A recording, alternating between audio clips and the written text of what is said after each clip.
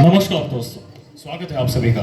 आप सुन रहे हैं आकाशवाणी का विशेष नाट्य प्रस्तुति कार्यक्रम। दोस्तों, 1990 के दशक में आपके पसंदीदा कार्यक्रमों की कड़ी में आज हम लेकर आए हैं एक मार्मिक कहानी, एक ऐसे बूढ़े चूड़ी बेचने वाले की कहानी जिसे दुनिया बूढ़ा संखारी के नाम से जानती है। लेकिन उसने अपने जीवन में एक ऐसा रिश्ता चुना जो खून से नहीं, जज्बात से बना था। इसके मुख्य किरदार में है बूढ़ा संखारी योग रणछोड़ की आवाज में, छोटी बहू स्वरा देशपांडे की आवाज में, संपादक जूही पिलगर की आवाज में, सास वर्णिका जोशी की आवाज में, नर्मदा इशिता पॉल की आवाज में, तबले पर है तेज रणछोड़, हारमोनियम पर अनीश गंगाखेड़कर और बांसुरी पर अपनी मधुर धुन सुनाते हुए सोमजी राय। आइए सुनिएगा आसमान तारा की चूड़ी।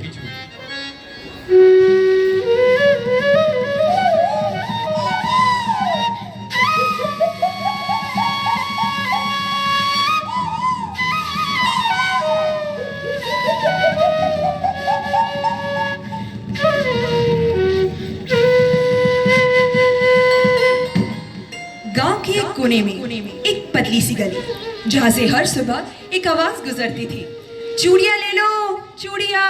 रंग बिरंगी चूड़ियां ले लो, माँ के हाथों में सजने वाली चूड़ियां, रंग बिरंगी चूड़ियां, चूड़ियां ही चूड़ियां। अरे बूढ़े संखारी का शब्द तो देखो, हर लड़की को माँ बोलता है, शायद बुढ़ापे में भी माँ का प्यार ढूंढ रहा है। संखारी के पैर धूल से भरे थे, पर उसकी नजर में एक नरमी थी। उसके झोले में चूड़ियां ही नहीं, यादें और अरमान भी थे। एक दिन संखारी एक नए गांव की एक हवेली में गया था चूड़ियां बेचने। हवेली के आंगन में उसे एक नई सुहागन बहू दिखाई दी। उसका दुपट्टा हल्की धूप में चमक रहा था, चेहरा उजला हुआ जैसे पहला सवेरा। मुस्कान में मासूमियत और आंखों में एक अलग सी प्यास थी। संखारी रुक गया, जैसे समय ठहर गया हो। काका, अरे ओ काका, अरे काका, हाँ, अंदर आइए ना, छोटी बहू आपसे चूड़ियां लेना चाहती है। आ रहा हूँ बेटी, रुक जा। ये देख, हर रंग की चूड़ियां हैं मेरे पास। रुको रुको, मैं छोटी बहू को बुला लेती हूँ। छोटी बहू, अरे ओ छोटी बहू, चूड़ी वाला आसीची। हाँ हाँ नर्मदा, आसूची। जब संखारी की नजर उस पर पड़ी तो जैसे वक्त रुक गया। दुपट्टा उसके कंधों से फिसलकर हल्की धूप में खेल रहा था। उसके चेहरे की रोशनी जैसे भोर की पहली किरण हो। आंखों में झील सी शांति, लेकिन कहीं गहरा दर्द भी छुपा था। उस मुस्कान में संखारी को अपनी माँ की मुस्कान दिखाई दी। तू तो मेरी माँ जैसी लगती है, जैसे मेरे भीतर किसी पुरानी याद का रूप हो, पवित्र, सुंदर, कोई अनजाना सा रिश्ता। तेरी आंखों में मेरी माँ की शांति दिखाई देती है, तेरी मुस्कान में वही कोमलता, जैसे जन्म जन्म से तुझे जानता हूँ। काका, पहली बार किसी ने मुझे इस नजर से देखा। आपकी आंखों में मुझे अपनापन दिखता है। दिखाइए ना, कुछ नीली चूड़ियां हो तो। ले माँ, देख तो सही, ये लाल वाली चूड़ी कैसी रहेगी, या ये पीले मोतियों वाली? सुंदर तो है, पर पता नहीं क्यों मन नहीं लग रहा। अरे ये देख माँ, ये भी तो है, और ये भी। नहीं नहीं, ये भी नहीं। तो फिर क्या चाहिए तुझे माँ, बता ना। तेरे लिए तो मैं आसमां से भी तारे तोड़ लाऊं। काका, क्या तुम ऐसी चूड़ी बना सकते हो जो नीली हो, जिसमें तारे झलकते हो, जो बेहद ही ज्यादा खूबसूरत हो? हाँ, आसमान तारा वाली चूड़ियां।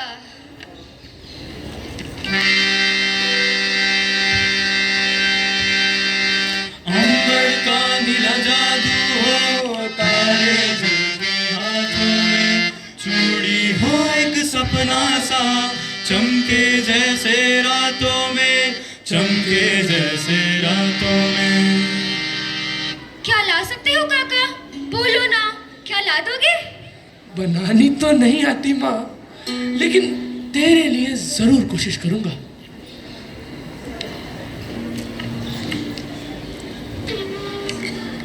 बहू मुस्कुराई, लेकिन उस मुस्कान में एक आशा थी, एक पहचान। माँ कहकर पुकारा। अजीब लगा पर सुकून भी मिला, जैसे किसी ने मुझे पहचान लिया हो बिना जाने। अरे बड़ी मालकिन, आप? हो गया, चलो अंदर जाओ। जवान बहू को इतनी देर बाहर रुकना शोभा नहीं देता। चलो बूढ़े संखारी, ले आना जब लाना होगा आसमान तारा वाली चूड़ियां। लेकिन दुर्गा पूजा से पहले ले आना। हाँ काका? हाँ माँ, जरूर ले आऊंगा। अब चलता हूँ। उस रात संखारी आंगन में बैठकर आकाश को घूरता रहा, फिर बोला, मैं ऐसी चूड़ी बनाऊंगा, नीले आसमां जैसा रंग, चमक में तारा हो जैसे मैं बनाऊंगा। लेकिन इस बार सिर्फ अपनी माँ के लिए, मेरी माँ के लिए। संखारी ने दिन रात एक कर दिए। आसमान तारा चूड़ियां बनाना आसान नहीं था। उसकी तबीयत भी बिगड़ गई, पर मन में था सिर्फ एक वचन, एक मुस्कान के लिए एक नया आसमान रचना। भूख लगी है, हाथ कांप रहे हैं, लेकिन ये चूड़ियां पूरी करनी ही होगी।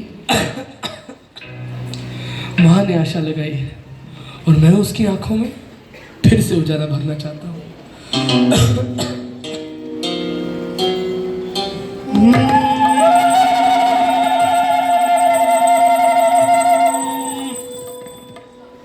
दुर्गा पूजा के दिन संखारी ने वो चूड़ियां लेकर उस हवेली का रास्ता लिया। दिल में एक उत्साह था, आंखों में आंसू, पर आंगन में जाके जो देखा उसके पैरों तले जमीन खिसक गई। वो छोटी बहू अब सफेद साड़ी में थी, मांग में सिंदूर नहीं था, उसके हाथों में कोई चूड़ियां नहीं थी, एक तीखी शून्यता थी उसके चेहरे पर। काका, अब चूड़ियां नहीं चाहिए। अब तो सब कुछ बदल गया, सब कुछ बदल गया है। चूड़ी बेचने आए हो? अब इस घर में ना कोई चूड़ी पहनता है ना हंसी रहती है। चले जाओ यहाँ से। एक बार, बस एक बार मेरी माँ से मिलवा दीजिए। बस एक नजर देख लूं उसे। मैंने उसके लिए आसमान तारा की चूड़ियां बनाई हैं। माँ सामने आई, पर संखारी के सपने जैसी माँ नहीं थी वो। सफेद साड़ी में, आंखों में शून्यता और चेहरा विक्षिप्त। माँ, ये क्या हो गया तुझे? ये देखने से पहले मैं अंधा क्यों नहीं हो गया? अंधा क्यों नहीं हो गया? तू तो अब भी वैसी ही लगती है, पर तेरे हाथों में वो खालीपन, ये चूड़ियां अब कैसे दूं तुझे? कैसे दूं? काका, अब तो विधि ने ही हाथों से चूड़ियां छीन ली है। अब मैं वो नहीं रही जो चूड़ियां पहनती। बूढ़ी संखारी ने चूड़ियां उसके सामने रखी, जैसे एक पूजा की थाली हो। उसने हाथ जोड़े, आंखों में आंसू थे उसके। मैं आसमां से तारा ले आया, पर जमीन पर तेरी किस्मत हार गया माँ, किस्मत हार गया। लेकिन ये चूड़ियां तेरी थी, तेरी है और तेरी ही रहेंगी। तू चाहे ना पहने, पर मैं जानता हूं तू हर रात इन्हें देखकर मुस्कुराएगी, हर रात इन्हें देखकर मुस्कुराएगी।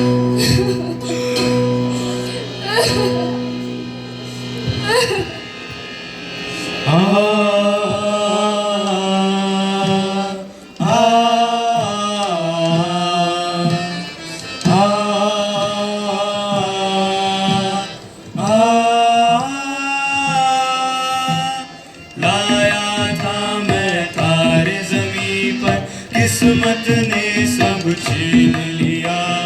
लाया था मैं तारे ज़मीं पर, किस्मत ने सब छीन लिया।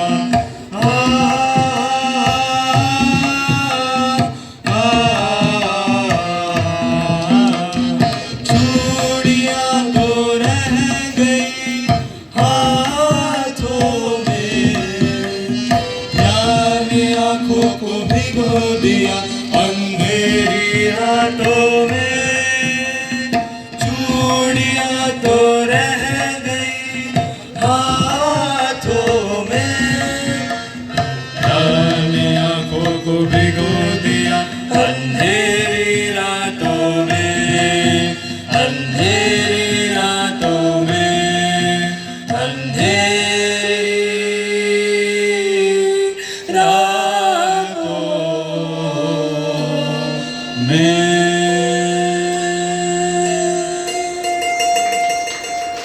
संखारी चल दिया, ना कुछ मांगा और ना कुछ कहा, बस एक बार मुड़कर देखा, माँ की कलाइयों में कोई चूड़ियां नहीं थी। दोस्तों, कभी कभी रिश्ते ना जाति से बनते हैं ना खून से, बस दिल से जुड़ जाते हैं, जैसे बूढ़ा संखारी और उसकी माँ। ये थी कहानी आसमान तारा की चूड़ियाँ, एक विशेष प्रस्तुति आकाशवाणी से। फिर मिलेंगे एक और कहानी के साथ, तब तक के लिए नमस्कार।